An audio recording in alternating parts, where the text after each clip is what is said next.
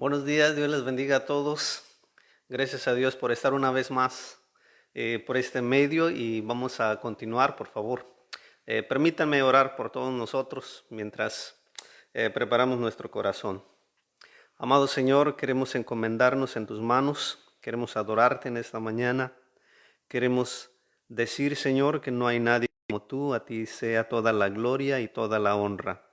Confesamos y declaramos, Señor, nuestra necesidad de ti, nuestra dependencia de ti.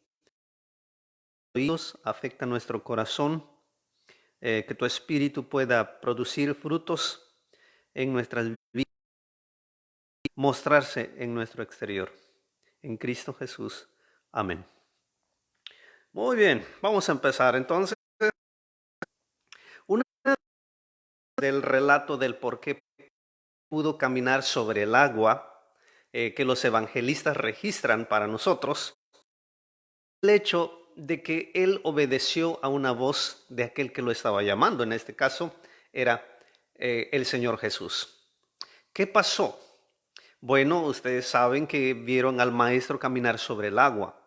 Pedro fue el primero en decir, bueno, yo quiero hacerlo también. Y la palabra ven de Jesús causó que Pedro tuviera el valor de poner su pie sobre el agua y empezar a caminar sobrenaturalmente precisamente sobre el agua.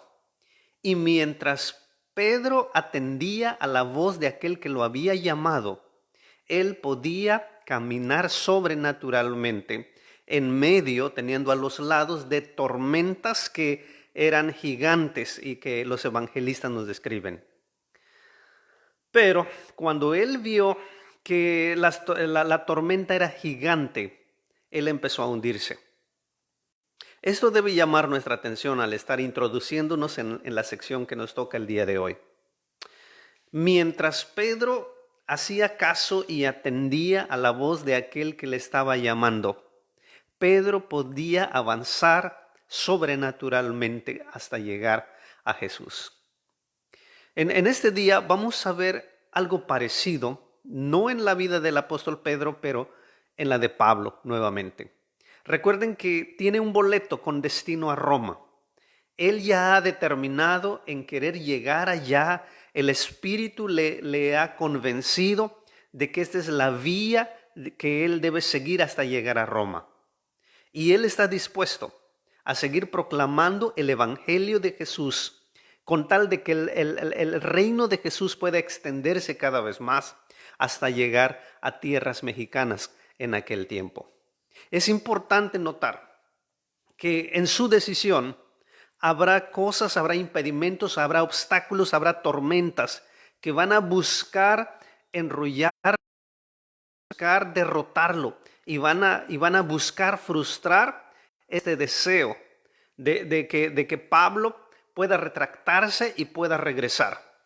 Sin embargo, el texto en esta mañana nos dirá que él debe tomar y debe cobrar ánimo, porque alguien estaba con él precisamente en esta ocasión. Lo que vamos viendo es que en medio del peligro por injusticias, la palabra y la presencia de Jesús es ánimo para sus siervos, para seguir fieles en la proclamación del Evangelio. Si hay algo que esta grande sección en nuestro texto, en este día, refleja, es esto, que en medio del peligro por las injusticias, la palabra y la presencia de Jesús es causa de ánimo para sus siervos, para que sigan fieles en la proclamación del Evangelio en el reino de Jesús. Esto es lo que vamos a estar aprendiendo. Bienvenidos todos y permítanme a dirigirlos a esta aventura, viendo la vida y el ejemplo del apóstol Pablo y también tomando como ilustración en nuestras memorias esa escena del apóstol Pedro caminando sobrenaturalmente sobre el agua, basado solamente en las palabras de Jesús que le dijo, ven. Una vez más, por favor, disfrutemos del texto de la palabra del Señor. Nuevamente, miren, vamos a estar viendo en Hechos 23:11 hasta el capítulo 25, verso 12. Es una sección grande, ya lo sé, y vamos a hacer el esfuerzo de poder entenderle qué es lo que el autor Lucas quiso poner ahí. Acuérdense que Lucas, desde su primer volumen en el Evangelio de Lucas, el mensaje central fue que el Hijo del Hombre vino a buscar y a salvar lo que se había perdido, pero que en el libro de los Hechos, en su segundo volumen, él continuará este mismo tema en la extensión del reino de Jesús, llevado a cabo por sus apóstoles, precisamente como el apóstol Pablo. Entonces, con destino a Roma, Pablo necesita un ánimo.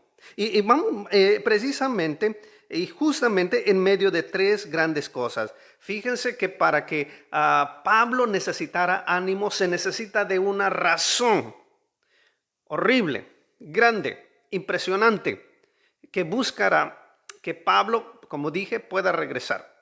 ¿Qué es aquello? La razón es una conspiración, es un complot, es un plan de destruirlo, de asesinarlo. Y vamos a estarlo viendo. O sea, es un tema recurrente y un tema fuerte en toda esta sección que les dije, del capítulo 23 hasta el capítulo 25. Es eso, cómo la conspiración buscará desarrollarse y buscará encontrar lugar hasta que Pablo sea destruido.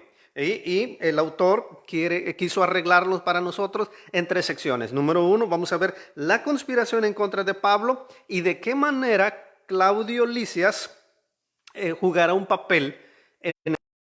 Número 2, la conspiración continuará con Félix ahora, pero en Cesarea. Y vamos a ver de qué manera el gobernador Félix tendrá un papel importante en este asunto. Y número 3, vamos a seguir viendo la conspiración o el complot en contra del apóstol Pablo, solamente que ahora en el nuevo gobernador.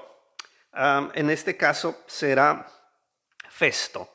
Entonces, quédense conmigo, por favor. En primer lugar, la conspiración. Bueno, si ustedes van al texto, por favor, hay una conspiración muy fuerte que se da. Y es la de que esos mismos judíos allá en Jerusalén, que Pablo primero les habló y les dijo, oigan, el mismo Jehová del pacto que ustedes creen es el mismo Dios que a mí me ha llamado, que a mí me ha convertido, etcétera. Pero ellos no estuvieron conforme y dice que hicieron un juramento bajo maldición a no gustar nada hasta que hayan dado muerte a Pablo. Esto es increíble, hermanos. Ellos están en el nombre de Jehová.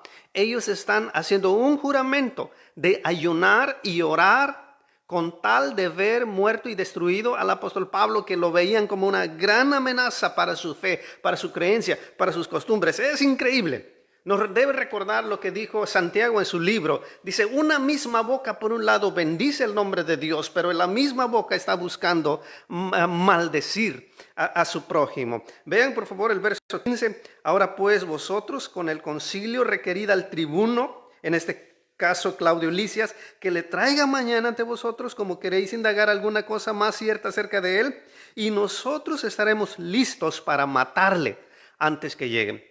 Ahí está el complot, la conspiración, el plan de matarlo. Ellos buscan traer a Pablo a un tipo de juicio, pero no es lo que en realidad están buscando. Están planeando esperarlo en el camino. Y antes de que llegue Pablo, ellos quieren matarlo. Ahora, digamos que este es el problema que se presenta en esta sección. La conspiración, el complot, el plan de matar al apóstol Pablo. La única manera en cómo el diablo y toda esta gente piensa en cómo este mensaje del reino de Jesús no va a extenderse es matando al mensajero. Y de esto se trata todo esto. Sin embargo, vean la introducción y lo que manda a toda esta sección. Vean por favor en el verso 11 con mucha atención. Dice, a la noche siguiente se le presentó el Señor Jesús y le dijo, ten ánimo, Pablo, pues como has testificado de mí en Jerusalén, mucha atención, así es necesario que testifiques también en Roma. Aquí está el mismo Señor hablando y animando a Pablo, y esta es una palabra gloriosa para Pablo en aquel tiempo, en aquel mundo, en aquel contexto. Y en el nombre del Señor debe ser la misma palabra gloriosa para cada uno de nosotros, los siervos del Señor, que participan y contribuyen en la extensión del reino de Jesús. Entonces, para Pablo no era algo nuevo. Los peligros de muerte para él habían estado desde su conversión. Por ejemplo, número 1, cuando testificó en Damasco, querían asesinarlo. 9:22 al 25. Durante su primer visita a Jerusalén después de su conversión, los judíos querían matarlo. Capítulo 9, verso 29. Número 3, los judíos lo arrastraron fuera de Antioquía de Pisidia, lo cual lo vimos. Número 4, intentaron apedrearlo también en Iconio. Número 5, fue apedreado en Listra y querían arrestarlo. Número 6, en Éfeso querían matarlo. Y en 1 de Tesalonicenses 2, 14 al 16, Pablo resumiría que este pecado él lo vivió. En todas esas partes, o en la mayoría de esos lugares que Pablo fue, querían encerrarlo. Esto es muy importante que lo entendamos. El pecado acompañó a Pablo. ¿Por qué? Porque para Lucas es importante que nosotros entendamos que el libro de los Hechos no solamente habla de la necesidad y del plan de Dios en extender su reino en esta tierra, pero también las implicaciones que tendría en este ejercicio, en este trabajo por parte del Espíritu, usando a los apóstoles, a la iglesia, a los creyentes, a los discípulos. ¿Cuál es? El sufrir por causa del Señor Jesús. No cabe el evangelio de la prosperidad. Cabe el evangelio de la extensión del reino, a pesar y en medio de las persecuciones que esto pueda provocar. Entonces, hermanos, en esta primera sección, esto es lo que estamos viendo. Una conspiración completamente grande en contra del apóstol, del siervo del Señor. Sin embargo, Pablo debe recordar lo que en aquella noche el mismo Señor le dijo. Ten ánimo, Pablo. Yo me encargo de que así como has testificado en Jerusalén, tu boleto es que lo seguirás haciendo, pero en Roma, delante del mismo territorio o en el mismo territorio del mismo César. Pablo necesitaba recordar esto. No importa en el camino, en el trayecto, qué tipo de peligros haya, pero la palabra de Jesús está presente y debe estarlo en el oído y en el corazón y en la memoria de sus siervos. ¿Por qué? Porque la presencia de Jesús está ahí, porque la palabra de Jesús está ahí y Él lo va a cumplir. Por ejemplo, vamos a ver aquí en esta primera parte, una vez que Pablo se entera de que hay una conspiración de muerte en contra de él, verso 16, dice que su sobrino es usado para que vaya al tribuno, en este caso Claudio Lisias, y el muchacho lleva esta noticia de este complot, de esta conspiración en contra de Pablo, y le hace saber, esto lo vemos del verso 16 al verso 22, y lo sorprendente es que Claudio Lisias puede confiar en este joven desconocido, sobrino de Pablo, y le hace caso. Por ejemplo, vean el verso 21, el consejo que este joven le da al tribuno, a la autoridad aquí en Jerusalén. Dice, pero tú no les creas, porque más de 40 hombres de ellos le acechan, los cuales se han juramentado bajo maldición a hacer esto. Verso 22, entonces el tribuno despidió al joven, mandándole que a nadie dijese que le había dado aviso sobre esto. Increíble. La autoridad romana en Jerusalén está creyéndole a un joven. Ahora, por más increíble que se escuche, es Dios, es la palabra de Jesús llevándose a cabo. Es la promesa de Jesús llevándose a cabo de que Pablo no ha terminado con su trabajo. Él necesita ir a Jerusalén. Capítulo 23, verso 23, dice que Claudio Lisias reacciona. Dice, mandó a llamar a 2 centuriones para que preparasen todo, 200 soldados, 70 jinetes, 200 lanceros, para que fueran hasta Cesarea y que preparasen cabalgaduras en que poniendo a Pablo le llevasen en salvo a Félix el gobernador. Y no solamente eso, pero miren de qué manera responde Claudio Lisias en favor de Pablo. Número 1, Simplemente él organiza un ejército para escoltar a Pablo. Número 2, escribe una carta al gobernador Félix que está allá en Cesarea. Y miren, verso 26 al verso 30, miren lo que dice. Claudio Lisias al excelentísimo gobernador Félix, saludos. A este hombre, aprehendido por los judíos y que iban ellos a matar, lo libré yo acudiendo con la tropa, habiendo sabido que era ciudadano romano, y queriendo saber la causa por qué le acusaban, le llevé al concilio de ellos. Y hallé, verso 29, y hallé que le acusaban por cuestiones de la ley de ellos, pero que ningún delito tenía digno de muerte o de prisión. Pero al ser avisado de acechanzas que los judíos habían tenido contra este hombre, al punto le he enviado a ti, intimando también a los acusadores que traten delante de ti lo que tengan contra él. Saludos, pásala bien. Esta carta nos refleja algo importante acerca de Pablo. ¿Qué? Que es inocente. Igual como con Jesús, Pilato con Jesús, ahora Claudio Lisias con Pablo. No le encuentra ninguna falta. No es una amenaza al imperio romano.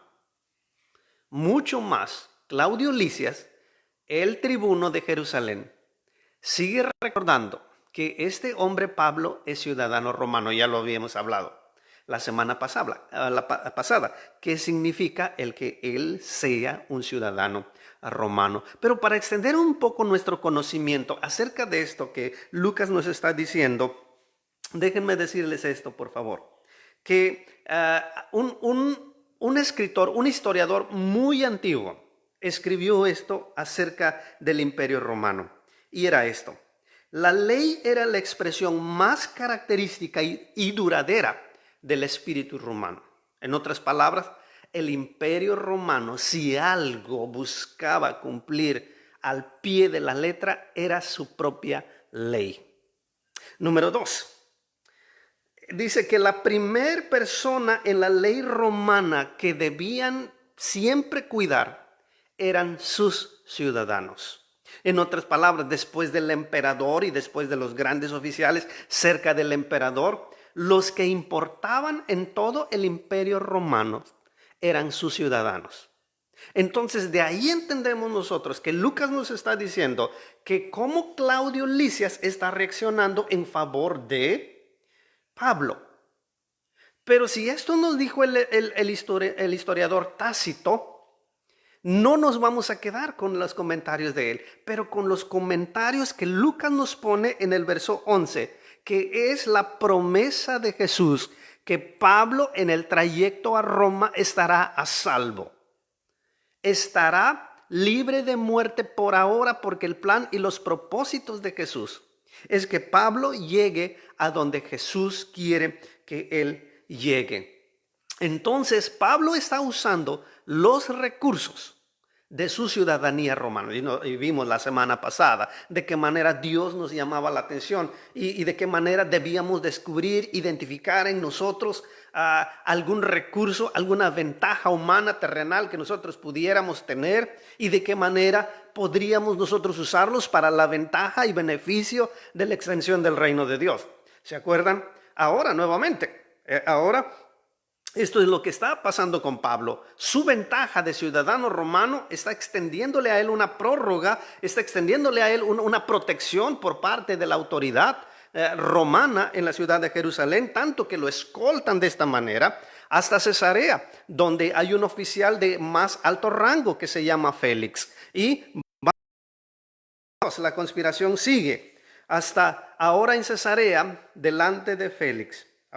Vamos a ver algunas cosas importantes aquí, porque es aquí en esta sección donde Lucas quiere poner el énfasis del mensaje para nosotros en esta mañana, hermanos. Vamos a ver. Pablo es enviado a Cesarea, capítulo 23, hasta el verso 23 hasta el 35.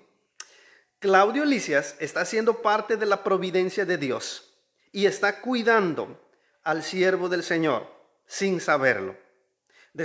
Ahora, vamos a ver la acusación, vamos a empezar con la acusación que encontramos en el capítulo 24, verso 1 al verso 10. Perdón. Esto es importante que lo entendamos, la acusación, porque como dije, Lucas quiso poner el énfasis para nosotros ahí. Miren por favor, ¿en qué consiste la acusación de estos hombres? Vean el verso 2. Por medio de un hombre llamado Tértulo, el orador, al que escogieron, al que tenía, decimos los mexicanos, al que tenía más verbo para hablar, y él empieza a decir en el verso 2, dice que Tértulo comenzó a acusarle diciendo, como debido a ti gozamos gran paz, él va a empezar con lisonjas. Félix está ahí, ahorita vamos con Félix, pero Félix está ahí. Y Tértulo y todos sus acompañantes detrás, Tértulo alza la voz y empieza con lisonjas. Él empieza diciendo, ¿sabes qué, gobernador Félix? Por ti, debido a ti, gozamos de gran paz, lo cual era mentira. Y ahorita vamos a ver. Y muchas cosas son bien gobernadas en el pueblo por tu prudencia. Lisonja número 2. Oh, excelentísimo Félix, lo recibimos en todo tiempo y en todo lugar con toda gratitud. Lisonja número 3. Pero por no molestarte más largamente, te ruego que nos oigas brevemente conforme a tu equidad. Lisonja número 4. Porque hemos hallado que este hombre es una plaga, promotor de sediciones entre todos los judíos por todo el mundo y cabecilla de la secta de los nazarenos.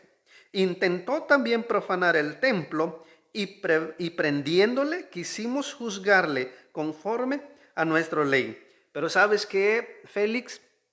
El oficial y el tribuno Claudio Lisias se metió, lo defendió, hasta mandó soldados, y por eso es que ya no pudimos castigarlo. Vamos a ver con atención, por favor, las lisonjas. Félix, déjenme decirles que dice sus mismos historiadores romanos que dicen acerca de este gobernador que en aquel tiempo estuvo gobernando Judea. Que dice que él ejercitó el poder de un rey en el espíritu de un esclavo. Este historiador, en pocas palabras, está diciendo que era una persona mediocre en todos los sentidos. Era esclavo de sus propias pasiones internas. Y lo podemos comprobar. Él no dice absolutamente nada cuando 4 veces en su cara le arrojan lisonjas que eran completamente mentiras. Una persona que es esclava de sus pasiones internas no dirá nada, no dirá algo contrario a las lisonjas que le están ofreciendo. Hay una historia de 2 eruditos, uno admirado seguramente por todos ustedes, R.C. Sproul se llama, y el otro es D.A. Carson. Uno representa la teología sistemática y el otro representa la teología bíblica. Y en cierta ocasión Sproul le tocó entrevistar a Carson y la entrevista empieza con un tipo de lisonjas. Donald Carson, mira, no hay nadie, yo no conozco a nadie en el mundo que pueda ser un mejor exégeta en el estudio de la Biblia. Y si me preguntaran a mí quién es el mejor exégeta del mundo, yo lo mandaría contigo, pues tú tienes ese don de parte del Señor. Cuando terminó de introducirse así, Donald Carson respondió, ¿sabes qué, hermano? No estoy seguro quién de los dos es el más grande pecador ahorita mismo. Si tú por ofrecerme ese tipo de lisonjas o yo por estar tentado a recibirlo y a creerlo. ¿Cuál fue el punto de D.A. Carson aquí? El punto fue que él, aunque sea en broma, en esta entrevista, pero sus palabras dijeron mucho. Cuando el ser humano acepta alguna lisonja que es mentira en cuanto a una capacidad, en cuanto a una habilidad acerca de esa persona, cuando la persona la acepta, tiene problemas serios con sus pasiones internas dentro de él o de ella. Y Félix era alguien así. Lucas nos da este detalle. Nos dice que era un esclavo de sus propias pasiones internas y que su ego era alimentado precisamente por este tipo de comentarios que Proverbios le llama lisonjas. Él era completamente lo contrario a estas 4 lisonjas que Tértulo y los judíos le ofrecen a él, le venden a él y él complacientemente acepta. No es verdad, pero lo acepta, lo adopta, lo apropia. ¿Por qué? Porque tiene un problema grandísimo en su interior. Vamos por favor con la acusación de Tértulo. 3 cosas. Número 1, dice que Pablo para ellos es una pestilencia, es una plaga.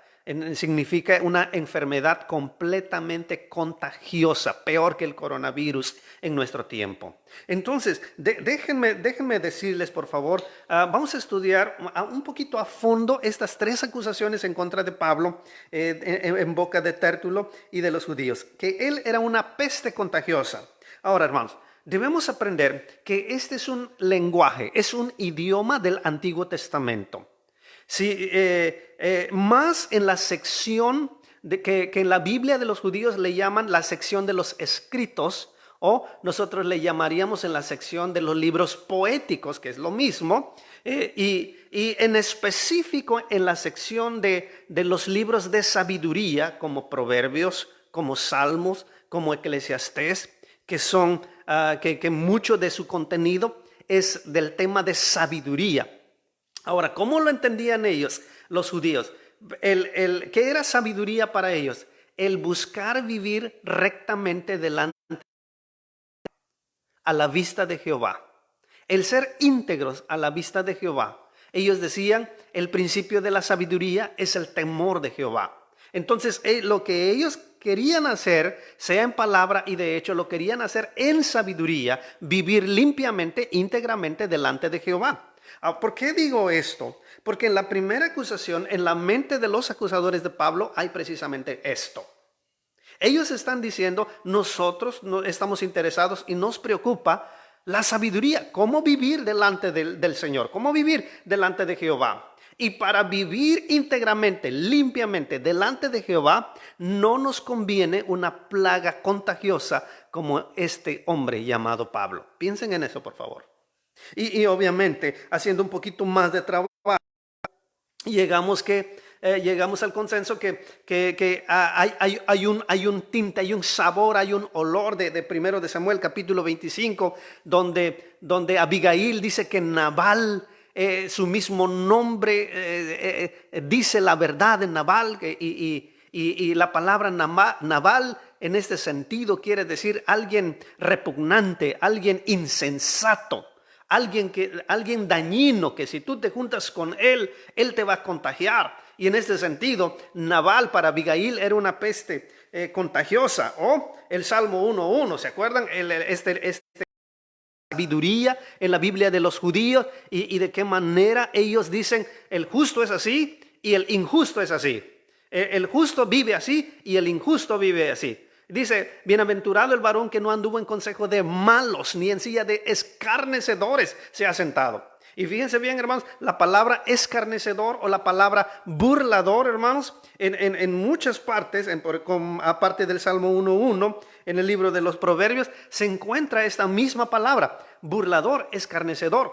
Y tiene este sentido, hermano, con nuestra palabra que nosotros estamos estudiando en esta mañana, el de que él es una peste contagiosa. ¿Por qué? Repito, en la mente de los judíos, el siervo de Jesús es alguien con el cual no debe juntarse, no se puede juntar. Es un mal que te va a contagiar, es un mal que te va a enfermar. Esto es lo que había en la mente de ellos. Sin embargo, hermanos, sabemos que no es así. Con razón, los cristianos muchas veces nos ven como alguien contagioso, como alguien que puede enfermar a la gente, con lo que creemos, con lo que hablamos, con lo que vivimos. Y más vale sea en el control y en el poder del Espíritu. Que no sea porque somos enojones, que no sea porque somos iracundos, que no sea porque somos explosivos, que sea porque nuestro carácter refleja simplemente el carácter de Jesús. Acusación número 2 de Tértulo. Dice que él es causa de sedición. ¿Qué quiere decir esto? Que es dirigente, que es un líder de alguna religión prohibida en contra o con riesgo contra el Imperio Romano. Allá, por favor, vemos en el verso 5, dice que es promotor de sediciones entre todos los judíos por todo el mundo y cabecilla de la secta de los nazarenos. En otras palabras, él es dirigente de una religión peligrosa en contra del Imperio Romano. Y puede provocar una revolución en contra del Imperio Romano.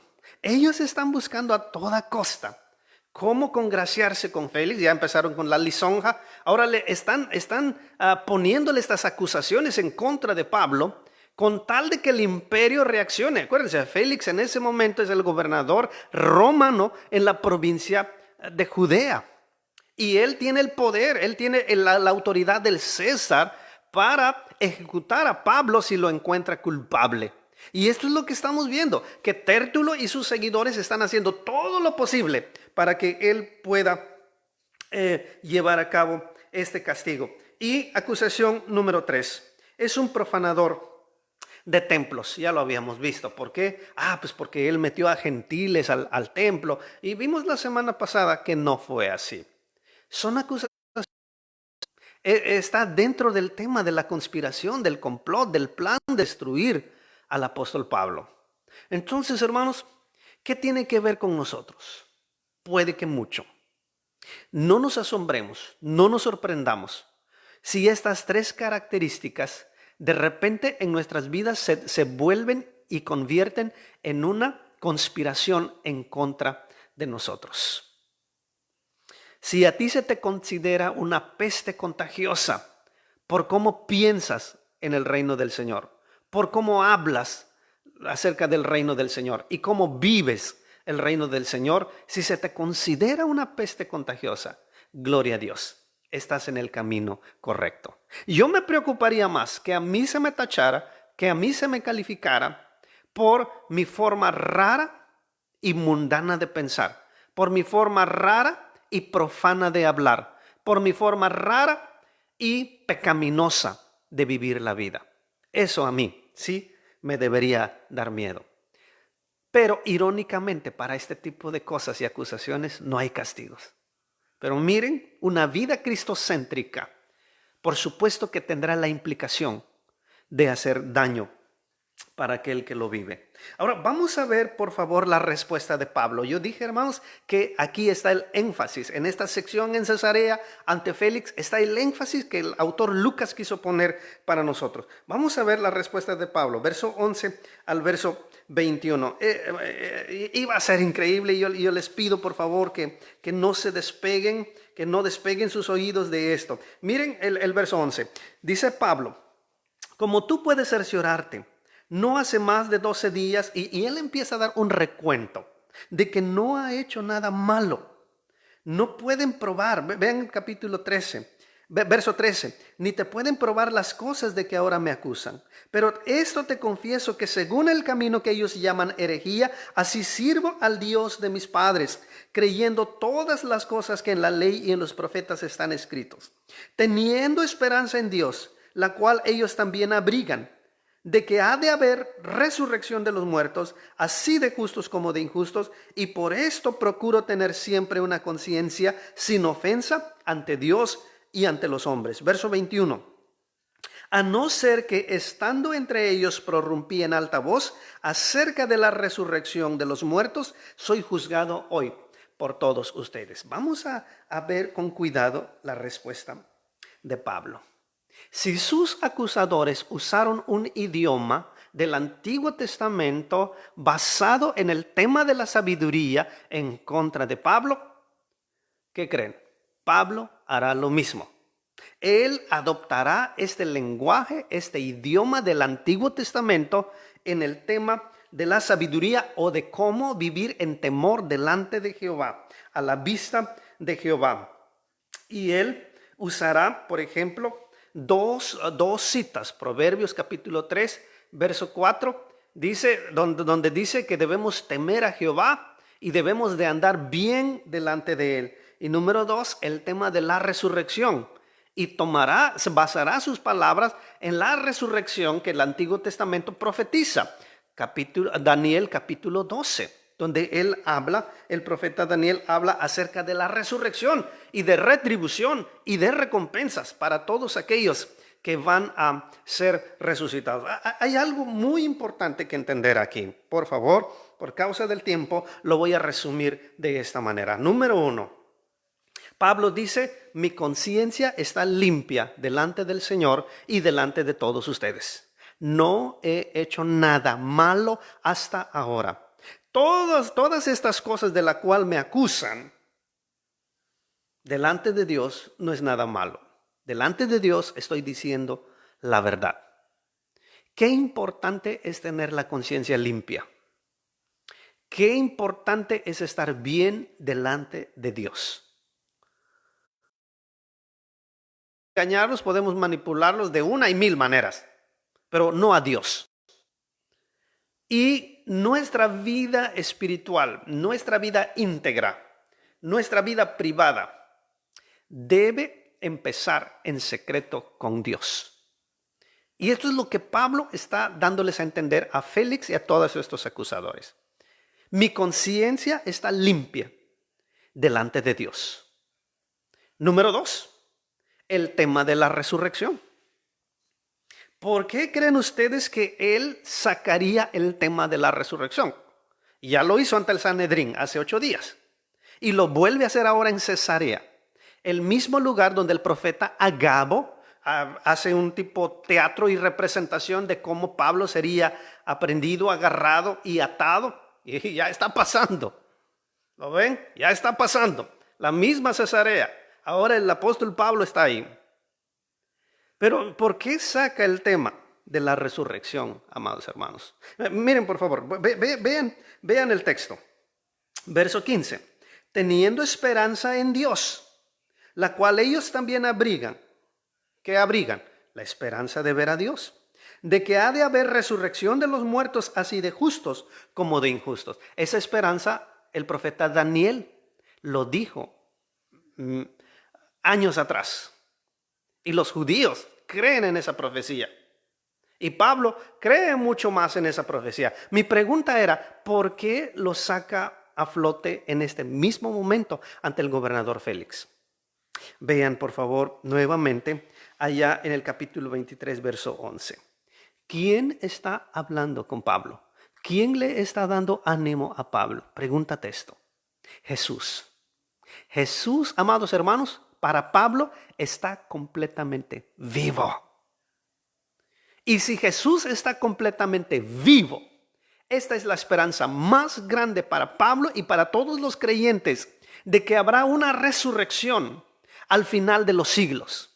De que habrá un tipo de recompensa para justos e injustos.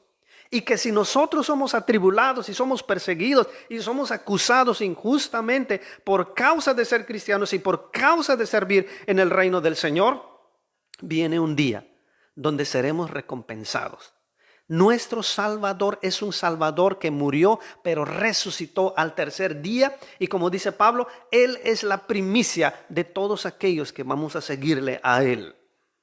Y más vale, hermanos, que el tema de la resurrección esté presente en nuestras vidas. Que seamos cristianos que tengan la mira en la esperanza que todavía viene. Esta tierra no es nuestra casa. Nuestra casa todavía viene.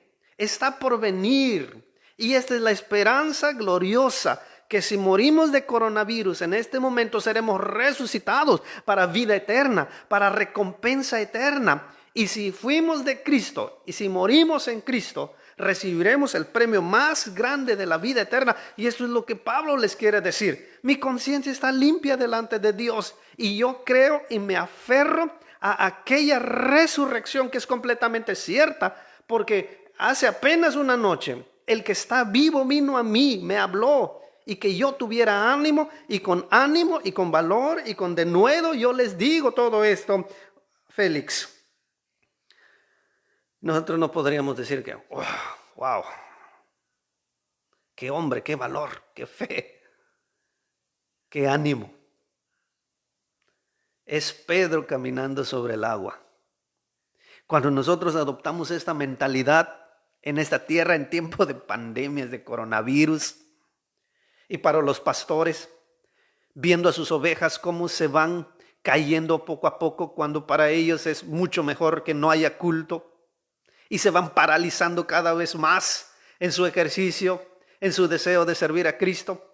Esto debe ser un ánimo para cada pastor, para cada cristiano que es fiel al Señor, porque Jesús está con él o con ellos o con ella, y más vale que nosotros también tomemos en cuenta esta palabra. Vamos a seguir viendo dentro de nuestro segundo punto cómo Pablo hace estas palabras a favor de él en su defensa, y vamos a ver la reacción del gobernador Félix. Miren por favor del verso 22 al verso 27. Nosotros vemos esto, hermanos, que no procedió el castigo. Los judíos no ganaron. Dios está protegiendo a Pablo hasta este momento. Aunque Tértulo y sus acompañantes trajeron estas acusaciones graves en contra de él, donde por supuesto que había lógica que sí podía proceder, Dios no lo permitió. Hubo un tipo prórroga, hubo un tipo pausa, pero no precedió nada en contra de Pablo. Y Lucas quiere que pongamos atención a las reacciones personales de Félix en cuanto a Pablo y al mensaje que Pablo traía y representaba.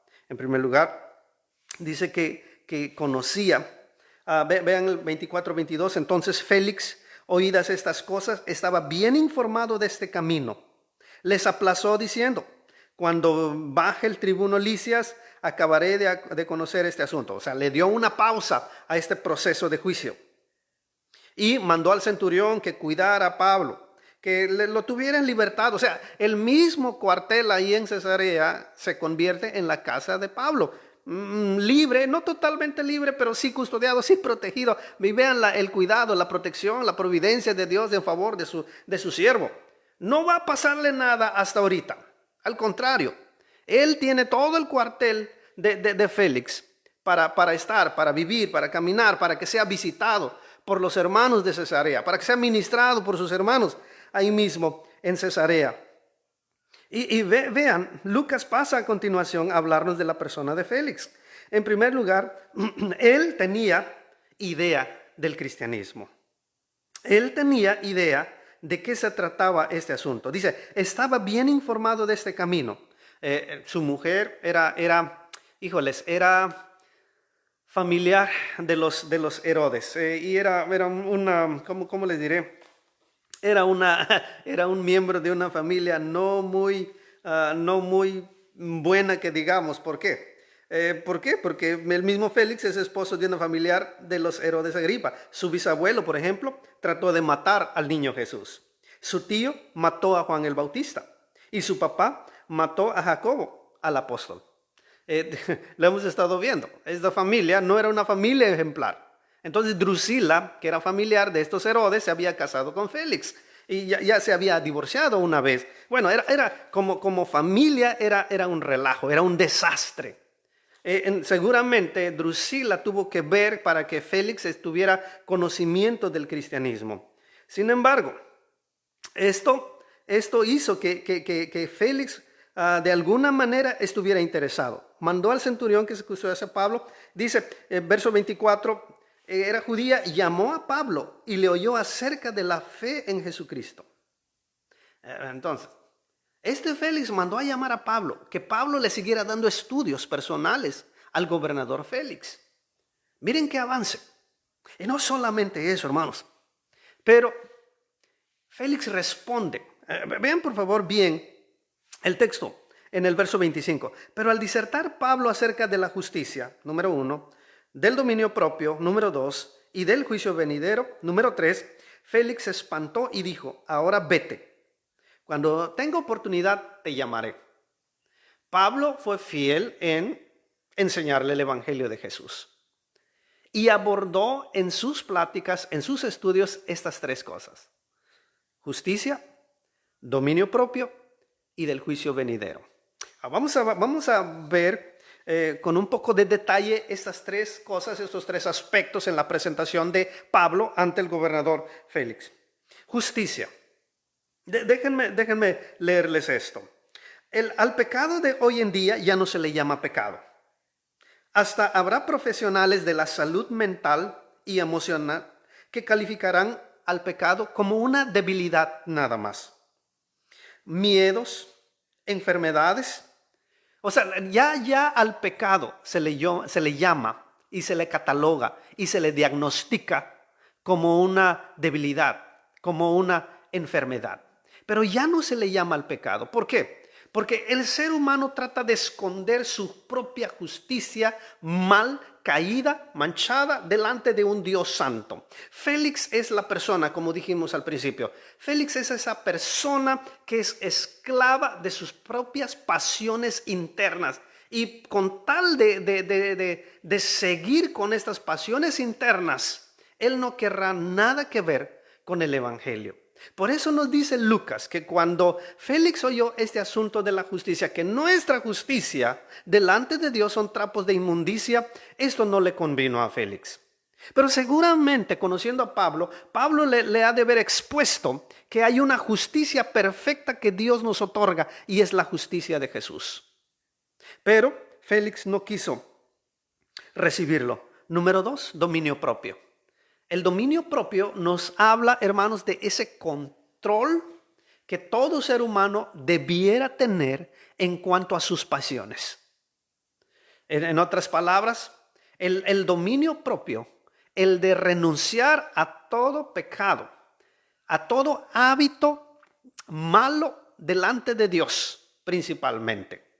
El dominio propio en este contexto, en un inconverso, es la responsabilidad de arrepentirse de sus pecados y creer en la salvación de Dios. El dominio propio en el contexto de un inconverso significa el renunciar a lo que yo quiero y a lo que yo pienso que está bien o está mal, y el de abrazar la opinión de Dios. ¿A qué le llama él algo bueno y algo malo? En este contexto de dominio propio, amados hermanos, es lo que la persona inconversa necesita darse cuenta, que aunque está muerto en sus delitos y pecados, no está muerto en su responsabilidad para con Dios.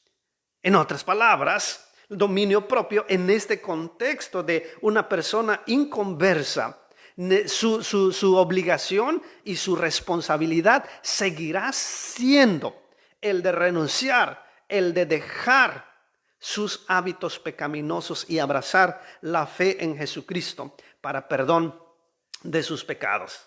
Félix el gobernador no quiso hacer esto porque estaba muy esclavizado, como dijo y escribió Tácito, muy esclavizado a sus pasiones internas.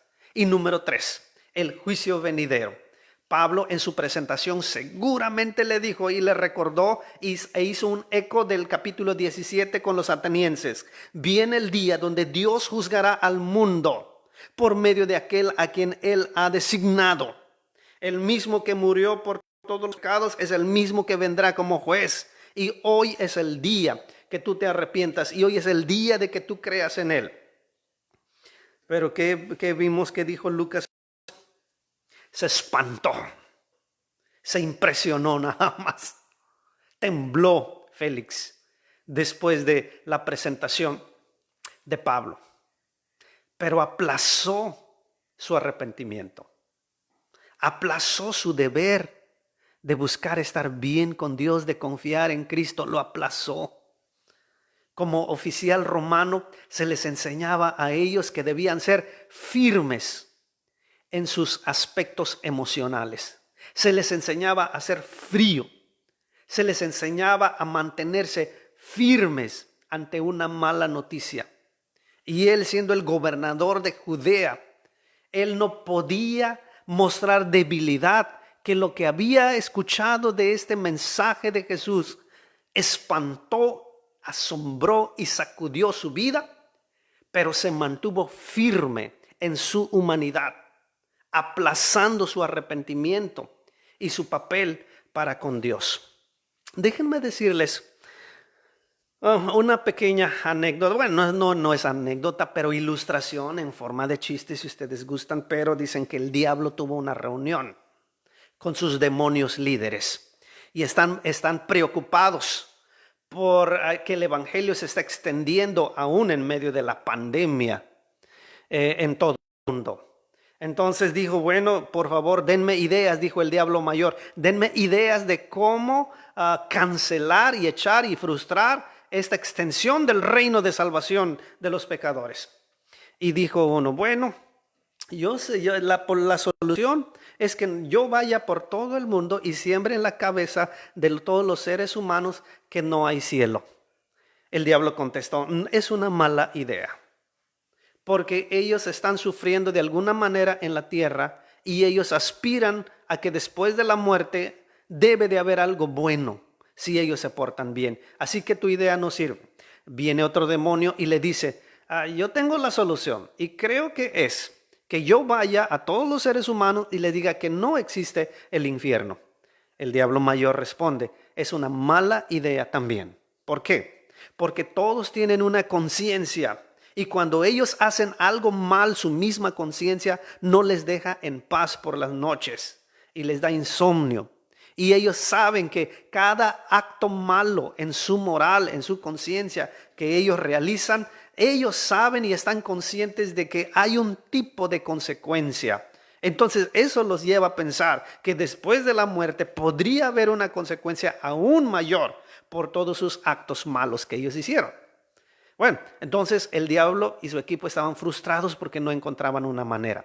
Hasta que el último demonio líder le dijo a su patrón, creo que tengo la solución a tu problema. Iré por todo el mundo y les diré a todos los seres humanos que no hay prisa. No tienen por qué hacerlo ahorita. Están en la florescencia de su juventud, de su vigor, de su energía. Hay un mundo todavía por escuchar, por hacer. ¿Cuál es la prisa? Vive tu vida. El evangelio puede esperar. Incluso puedes arrepentirte ya en el hecho de tu muerte. Minutos antes de morir, puedes confiar en Cristo. Pero ahorita no hay prisa. Y la reunión del diablo terminó con mucho éxito.